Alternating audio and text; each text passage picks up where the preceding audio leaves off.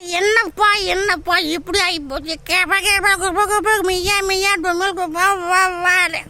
சொந்தக்காரன் தாங்க முடியதான். நான் 50 கிலோமீட்டருக்கு வந்திருக்கேன். நான் நிம்மதியா இங்கேயும் முடிச்சேன். நைட்டு 12 மணிக்கு தண்ணி போயில வந்தேன். கதவை தட்டுறேன்.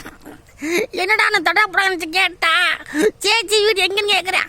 அட முட்டா பயலே கிழன பயலே, சேச்சி வீடு அங்கே இருக்குது. இங்கே எதுக்கு நான் வந்தேன் அப்படின்னா, அனே வழி மாறி வந்துட்டேனே அப்படின்னா. நீ வழி மாறி வரல, நீ போட்டிருக்க புறாஞ்சி கொண்டு வந்துருச்சிங்க அப்படின்னு.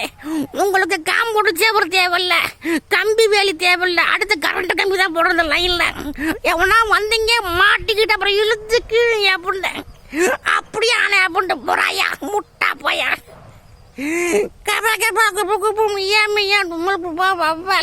கொல்ல போய் படுத்த அலையிறாங்க. தண்ணியை போட்டு செவுத்துல போட்டுறதா. எங்கிட்டாச்சும் கேணி இருந்தாலும் பரவாயில்ல, அதுல கொடுத்தாலும் அவ்வளோதான். முட்டா போல கேட்க மாட்டேங்கிறாங்க. போனவன் அப்படியே போயிட்டு ரொம்ப தெளிவா இருக்கணும்பா சாமி. அது இந்த காலத்துல